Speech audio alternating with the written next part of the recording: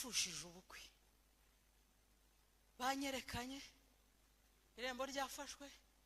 itariki izwi, bupfa mu kwa 7 buri mu kwa 8,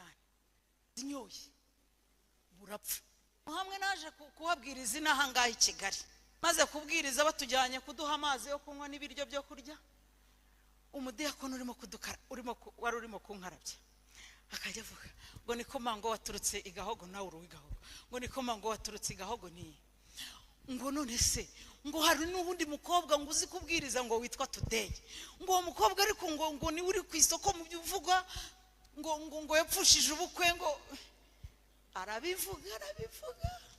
amakuru y'umuntu witwa Today kandi ari jewe we. Ariko mbwira Yesu, ndamubwira ni hahandi hawe sinzakurekura